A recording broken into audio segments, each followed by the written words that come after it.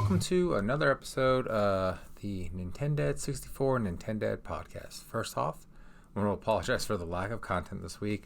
I've been battling a nasty stomach virus, and today being Wednesday and it's 9:30 p.m. This is the first time I've even come to the game room since Saturday. Just been feeling horrific. So I do apologize for the lack of content. I'm feeling better now. So I wanted to go ahead and get a Dadcast. Excuse me. I want to go ahead and get a Dadcast out there for Thursday to go along with my Agatha review. Because actually, after I'm done doing this, I'm going to watch the latest episode of Agatha. But not too much to cover in the world of gaming news, at least for me. I only say that because as sick as I've been really out of it as far as keeping up with social media and the goings in and out of video games. In fact, I just got this and I've yet to play it. I was going to do a review, but I feel it's too late now for that. I got it, family came over for the weekend, then I got sick, and so I just have not been able to play this at all.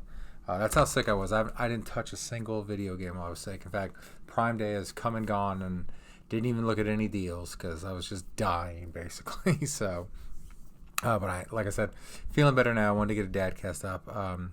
Like I said, only a little bit of news to cover today. First up, Nintendo's big patent for a new system thing that everyone was guessing about. And of all things, it's a freaking alarm clock. It's $100 alarm clock that's going to have Nintendo themed Alarmo, I think is what it's called. I did see that this morning when I was in and out of comas because I just kept waking up last night just not feeling great. So when I finally was awake this morning, I was just looking on Twitter real quick, and not even Twitter. I got an email from Nintendo, and I just saw that in my email, and I was just I was like, am I that sick? What day is today? Is this an hallucination that I'm having? Nintendo's doing an alarm clock? I mean, all right, Nintendo, but let me know in the comments below if you use an actual alarm clock these days. Everyone I know, even boomers and older Gen X's, they use their phone now. No, I don't know anybody who uses an actual alarm clock. Even kids who get up with alarm clocks, like high school, middle school students, they use their phones too. So I don't know who this product's for. Maybe in Japan they still use alarm clocks. I don't know. If you're watching from Japan, let me know if you use an alarm clock. I'll have to reach out to my friend Naoki-san to ask him if he uses an alarm clock over there while he's defending Japan's freedoms in the JDF. But yeah, so that's one thing coming out of Nintendo was that big patent that everyone was trying to guess what it was. It was an alarm clock. So all of our guesses were wrong. I didn't even have a guess. I just thought it was something. I was like, I'm not even going to guess. But there's that. And then also, got it up on my phone, the Nintendo Switch Online Playtest program. So this is going live at 10 a.m. on Thursday the 10th. So you'll be able to apply for this because the application periods are Thursday, the 10th of October from 8 a.m. Pacific time, so 11 a.m. Eastern Standard Time, to Tuesday the 15th, 8 a.m. Pacific time. And they'll close the process early if they've reached the number of limits. The playtest period will be from the 23rd of October to the 5th of November. Must be inactive. You have to be at least 18 years of older, so if you're under 18, you can't apply. Get your parents to apply. You have to have a registered account in Japan, US, UK, Germany, Italy, or Spain. Sorry, Australia. It doesn't really say. It's just going to be for just future things for the online platform. So I wonder if they're going to introduce maybe GameCube, something like that. I mean, we'll have to wait and see what this playtest program is. I am definitely going to be applying, so I have to remember to set an alarm for that. But yeah, it definitely looks like something kind of cool. But yeah, that's from Nintendo's Twitter. Nintendo of America will be performing a test related to a new feature for Nintendo Switch Online, starting at 8 a.m. Pacific time on October 10th. Existing Nintendo Switch Online plus Expansion Pass members will be able to apply to participate on a first-come, first-served basis. So I will definitely be applying for that. I guess well, it says be an active Nintendo Switch Online Plus expansion pack member. So I guess you have to have the $50 a year expansion pack membership, which I do have. I've barely used any of it. I've played more, I think, Game Boy Advance games on there than I did N64 games because I've got the mother load right there. But yeah, I wonder what that feature is going to be. But I'm definitely signing it up. Hopefully it's something cool. One thing that maybe it'll be something that I'm actually going to be doing a podcast on. I started writing the script this weekend. Not a podcast, but I don't know what to call my talking to you, but it's not about news. It's about ideas I have, kind of thing like that. I don't know. We'll just call it a podcast. I was going to go in depth on Nintendo's old Satellaview that they used to do in Japan during the Super Nintendo era, and how like the Nintendo Switch Online is ripe for doing something similar to that. So that's kind of a preview to something which was going to be coming this week, but more than likely it won't come up until next week on the channel, since it's going to be Thursday when this is live, and I'm not going to finish the script and record it and have it done by Friday. So something to look forward to is next week. So kind of a preview for that. So maybe it has something to do with that. Maybe it'd be so cool. So I'm not going to get into depth what I was going to suggest for Nintendo to do or anything like that. I will save that for the future podcast thingy. But yeah, so there's the Nintendo side out of the way. Nothing new from Sony to report on this week. At least nothing that, like I said, been kind of social media blackout while I've been dying this week. So I didn't see anything from Sony, or at least nothing noteworthy. But one thing I did want to touch on for the podcast, I just got to pull it back up on my phone. So the big news that got everyone excited at first coming out of Microsoft is that Halo, there's a reshuffling at 343 Studios. It's now going to be called Halo Studios, and they're going to be using the Unreal 5 engine. And the little teaser, because obviously they haven't really developed a game yet, but the teaser they showed with Master Chief and the Halo ring and the Unreal 5 engine looked phenomenal. Like, that looked fantastic. I saw someone comment on either the YouTube video or on Twitter saying, this is what I imagine Halo looking like when I played it back in the day on the Xbox. And I was thinking to myself, I was like, yeah, that's kind of what I picture too, because Halo was kind of at the forefront of console graphics at the time. And we kind of pictured it looking better than it does, because it's always funny going back and playing the first 3D systems, like your N64s, seeing some of the FMVs from the PlayStation, GameCube, Xbox, PlayStation 2, Xbox 360, PlayStation 3. You picture those as like realistic graphics, and now that we have pretty realistic graphics these days, you go back and play that, you're like, yeah, these weren't very realistic. But Halo always looked good. I think the original Halo still stands the test of time today. I think it still looks good for its age. But with that, and I don't know too much about 343 Studios. I don't get into the minutia of who is the CEO of the different studios and things like that. But an uproar from some of the Halo community is who is the chief of staff for 343 Studios, a Miss Melissa Boone. And she has the pride flag on her LinkedIn page. And of course, people are in an uproar about this. And I'm just like, I don't know how long she's been the chief of staff there. I just have a screen grab from Twitter, and it doesn't really say, like, in that little screen grab that people post on Twitter, how long she's been there. So I mean, she's could have been there the whole time. And not that 343 Studios have done as good as Bungie has, but I've liked all but Halo 5. Halo 5 story just went off the rails for me. But Halo 4, Halo Infinite, I really enjoyed a lot. So if she's been the chief of staff there, I think she's done a decent enough job. And it's just, I think when people nowadays in video games, I shouldn't say people, some people, maybe it's a very loud minority, when they see like the pride flag on someone's Twitter or Instagram page, Instagram too, or LinkedIn page, for and they work for big Western studios, they're like, oh, they're trying to make this game woke and blah blah blah blah blah. And I mean, I'm going to give her the benefit of the doubt. I don't think they're going to do anything to the core of Halo to change it in any way for the worse. I don't really see how you could.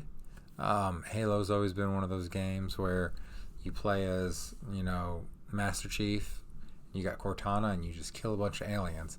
Not really much you can do an agenda there for that one. And even like in the Halo Reach series, done by Bungie, mind you, there were female Spartans. So it's not like if they add a female Spartan to the game, it's making it any different than what, we had with the original Halo games. So it's one of those things, just give something to complain about, because I think these days when you're on Twitter, because you want an engagement farm, when you got your blue check mark, you're just going to complain about something. And I think this is a much ado about nothing here, until it is something like maybe this person is going to try to do that, change the whole agenda of Halo again. I doubt it. I highly, highly doubt it. I mean, Halo's treading water as it is, as far as like being a system seller of a game, an Xbox Game Pass seller of a game. So I don't think Xbox Game Studios is going to do, Microsoft Game Studios is going to do anything to push away the core Halo fans, because probably those are the ones who came back to Infinite and keep going for the season passes and stuff like that. I keep getting emails for the season pass, but it's like I played through the single player, had a bunch of fun in the multiplayer with my buddies when it first came out, and then we all moved on to different games, which is kind of how we go. We rarely ever stay on a game. Like the longest I think my buddies have ever stayed on a game is maybe like Overwatch or the Gears games. We stayed for a long time. Maybe Halo 3. We got a lot of play out of Halo 3, I remember. But yeah, I still get the emails for the season pass. I think they're on season 12 now, so people are still playing. So those are probably the hardcore Halo people, so I don't think they're going to do anything to alienate those folks. So I don't think there's going to be a lot of political change coming to Halo, especially when you see how well like games like Helldivers 2 and Space Marines 2 are doing. And those are about kind of like a Master Chief, Gears of War kind of thing, where it's fascism in space. And so apparently that's, if you're going to make a big bulky robot shooter, that's what you want to do. So I mean, 343 Studios would be smart to kind of get on that train of thinking for the next Halo game. But I mean, I'm not going to judge it before we even see anything. I know there's this whole anti-left, anti-woke thing going when it comes for a lot of gamers, for Western gaming market, and something I've kind of wanted to talk about on the podcast for a little bit. It's one of those things, like much like TV shows, movies, comics, it's a big open world for a lot of different types of games to be made, a lot of different stories to be told, and it's one of those things. I think first things first when it comes to game making is you got to make a fun game, because it doesn't matter what kind of story you want to tell, what kind of message you want to send, or anything like that, if the game's not fun. So like what was it? Braid. Like the game where it was kind of like Mario, where you were chasing the princess, where it looked like you were trying to rescue the princess the whole time, and it turns out in the end you were actually the bad guy. You were stalking the princess, and the guy you were trying to go fight was actually the person saving the princess. So I mean, that's kind of like a reverse story of the damsel in distress kind of gameplay, kind of thing like that. And that's what's nice about gaming, indie gaming, AAA gaming. Don't have a lot of AA gaming anymore. We need more of that. But it's such a big open space that we can tell all kinds of stories with our games. Like just looking over my shoulder, we've got a wrestling game, we got a high fantasy adventure, we got a baseball game, we got snowboarding, and I think that's Castlevania right there. And then we got a fighter, we got NBA, we got zombies, we got dinosaur hunting, and we've got a train simulator. So I mean, just right there, just pointing, kind of ironic that, and a Pikachu game, that not one kind of same game in what I was just pointing at right there over my shoulder. So it's like, it's a big open world for gaming. And if someone wants to, like, I don't even know the title of the game. It's a new game where you're playing as like a motley crew. It looks like more of an indie game than a AAA game, but it's kind of left leaning in its politics. And that's fine. Like, that game can exist. And if you don't like the politics in that game, don't buy that game. I mean, I know I say it a million times on this channel. If you don't like it, don't buy it, kind of thing like that. I mean, it's true, and just don't get that game. And it does kind of suck if a game, like a game series, game franchise, you really, really enjoy, you feel the politics goes the wrong way of your politics. Like, I know a lot of people are upset with Spider-Man 2, like, and some of the response tweets to some people complaining about the Halo chief of staff, or 343 Studios, Halo Studios chief of staff, having the pride flag and everything on her LinkedIn account and things like that. And they were like talking about how woke ruins games, and people keep lumping Spider-Man 2 in that. And I just don't see that in that game. Like, there is, like, you help as Miles, one of the side quests, and again, side quests, not a part of the main story. You help a gay student ask another gay student at the homecoming, and that's so minor in the game. Like, who cares? And there are gay high schoolers. Like, I'm 41 years old, and I still remember back in high school, one of my good friends, he was gay, and we didn't care about it. Like, none of our friend group cared about it. We did kind of joke because before my friend came into our larger group of friends, he did tell me he had a crush on another guy in our group, and so we would joke about it sometimes. Maybe sometimes a little too far with the jokes, but we were high schoolers, we were dumb then. But yeah, it's like there are gay students in high school, and much like any other high schooler, they're sometimes shy and they're afraid to ask out another student, like we all are, because we all have a fear of rejection at least some point in our life. And so as Spider-Man, you're the friendly neighborhood Spider-Man. You help, you do the big problems, then you help with the little problems. So you help out that student. So I don't know. Me as a 41-year-old man who is a libertarian, who is kind of in the center there, I saw no problem with that.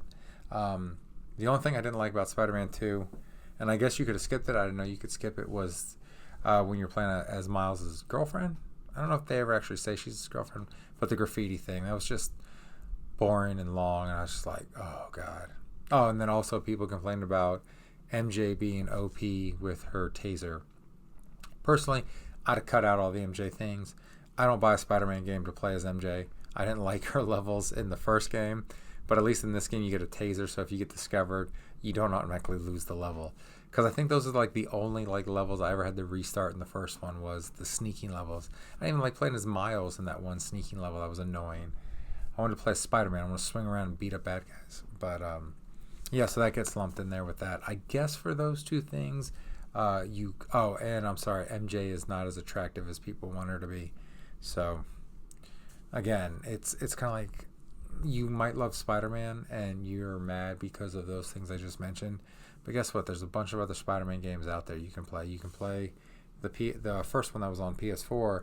You can play my personal favorite, the original Activision Spider-Man game made by Neversoft that came out on the PlayStation, the Dreamcast, your N64s, and its sequels, something like that. So, I mean, there's a lot of Spider-Man games you can play. So, if you don't like that particular one because of those things I mentioned, well, you have other options. And a lot of good options. It's not like that's the first good Spider-Man game, unlike Batman the Arkham games. Those were like the first good 3D Batman games, though Batman Begins wasn't terrible, but I did try going back to that after playing the Arkham games, and there's no going back to that. So I mean, you're not hurt for games to play, so it's just kind of one of those things. Don't get too uptight about that. Like, if the game's fun to play, it's fun to play it for its fun. I mean, that's why I'm kind of glad I'm a big Nintendo fan and Nintendo made games, because Nintendo just makes fun games. They don't try to send a message out to you, so you never hear any complaints about Nintendo, so I don't ever have to worry about a conflicting message. So I will say I'll give most games a chance if they're fun to play, and I'll listen. If they want to be preachy, I'll listen to their preaching. If I'm playing a fun game, and I can decide, because I'm an adult, if that message is right for me or not, which I am. Coming back to Echo of Wisdom, I am shocked there wasn't just this false outrage about playing as Zelda in the game, where everyone, that long-running meme before there were memes, oh, Zelda's the hero. Nope, you play as Link. Finally, in a Zelda game, you're playing as Zelda. So, but yeah, I'm shocked that there wasn't any kind of fake outrage over that. I was waiting for it. I was like, all right, who's going to be pissed off that Zelda's got to save Link now? And surprisingly, if there was outrage about it, it was very quiet and like snuffed out, kind of thing like that. Because I was just waiting for it, just the way the climate is these days when it comes to video games and changing anything. People get very upset, and if it's even perceived as being left leaning, then people are extremely upset about it. So I'm glad that didn't happen with this game, and I'm excited to play it. Now that I'm feeling better, I will probably play it tomorrow and hopefully enjoy it a lot and get some gameplay, get on Twitch, YouTube Live now that I got Restream running, so I can stream from both, and it's all good. I also have to film Saturday morning speed runs too. I haven't done that yet either. Got to get that done before Saturday, but I'm getting off topic here. So yeah, it's just one of those things. And as somebody who works directly for a chief of staff in his day job, the chief of staff is not the final decision maker. Usually the chief of staff is keeping those decision making people on task. They have influence, but they don't have final say. So, and I'm going to assume chief of staff at Halo Studios operates as any kind of chief of staff within the federal government or local governments, thing like that. It's like their job is to keep those decision makers on task and things like that. So this person probably doesn't even have that great of a sphere of influence. If they suggest something and the decision makers don't want to do it, then they don't do it, kind of thing like that. So I think getting overly upset about someone in a position because of they're either part of the LGBTQ community or they're an ally with it is ridiculous in more ways than one, because it doesn't, again, like I've said before when talking about the subject, is like most people, like their sexuality is not who they are. They're capable of doing cool. Like I'll give you an example. My mother-in-law, lesbian. Well, it's my stepmother-in-law. It's my wife's biological mother's wife. So, mother-in-law. But she loves action movies. Like her and we the running joke in my family is that my wife married her stepmother. Not like, because the joke is women always marry their father or something like that. Because Sylvia and I, we will like watch Commando or Predator or Terminator. In fact, when we did our big family beach trip over the summer, Sylvia and I were watching Beverly Hills Cop. We watched Terminator 2 and like a couple other 80s action movies. So it's like a lesbian is perfectly capable of loving those big gun, big muscle, blow shit up kind of movies. So, I mean, again, I don't know the sexuality of, was it Miss Boone, I think is her name. I don't want to get her name wrong. Yes, Miss Boone or Mrs. Boone. That pride flag could be there because she's an ally, or she could be a lesbian. I don't know. I'm not going to assume, but for the sake of this, we'll assume she's a lesbian. She could just be like my mother-in-law. She could just fucking love 80s movies and blowing shit up, and we might get the most kick-ass Halo game ever because she's like, you know what? Make that gun bigger. That explosion, it's not big enough. Make it fucking bigger. So don't just assume because of someone's sexuality that they are incapable of making a kick-ass action game, sci-fi movie, action movie, kind of thing like that. I mean, it's foolish to assume that. Again, I'll eat my words. If Halo comes out and Master Chief's armor is pink and teal and he shoots out flowers instead of lasers and I'll eat my words. I was like, you know what? And I mean, and also if it just ends up being a bad game, it's a bad game. But I mean, let's just not assume because of a pride flag on someone's LinkedIn profile that the game's going to be bad, because that has nothing to do with the ability to make a good game. I know that's the narrative a lot of people want you to think these days, and it's just not necessarily true. It's true with some people. Like there are some people on both sides who want to influence you some way or the other, but also that's not everybody who thinks that way. So I mean, like I like to tell people who automatically hate people who vote Republican, I'm like, there's nuance to why they're voting that way. Same thing to everybody else. There's nuance into everybody's life. Just because they identify as something or they have a certain sexuality doesn't mean there's some sort of stereotype that you've built up in your head that you think is true. So I would say, again, being chief of staff, not the final decision maker.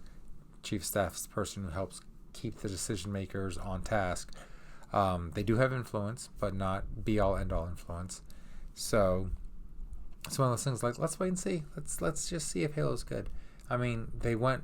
Maybe Miss Boone was one of the people who said we need to do the Unreal 5 engine, and boom, we're gonna get a better looking Halo game than we had the last couple of times. So boom, point there for a better Halo game.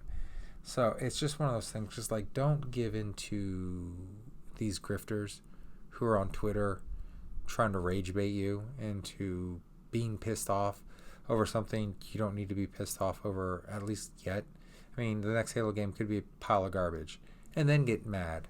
But don't be mad leading up to it, because then you're going to form a bias in your head, and you're going to look for something wrong with Halo. You're like, all right, what can I complain about this? Instead of just going in blind and being like, fuck, this is an awesome Halo game, and enjoying yourself. So I think I'm going to wrap up there with this little TED Talk I gave this week. So yeah, the Nintendo alarm clock, let me know what you think about that. Or do you still use an alarm clock? They're playtesting that they're going to do for Switch Online. Are you going to try to get into it? If you do and I don't, let me know what it is down in the comments below. And also, when it comes to Halo, just wait for the game to come out, which I guarantee we're at least 2 to 3 years away from another Halo game, unless they do a remaster. We're not getting one anytime soon. Wait for it to come out before you get enraged about it, because it might end up being good, and you're just getting pissed off about it for nothing right now. So don't let those grifters who just like try to farm engagement on Twitter get you all mad about something because of a flag on someone's LinkedIn account. I mean, that doesn't have anything to do with the game. But so, are you excited for Halo Studios now? No longer 343 Studios. Are you excited that it's switching to Unreal 5 engine? That teaser looked really good. Yeah, just let me know what you think in the comments below.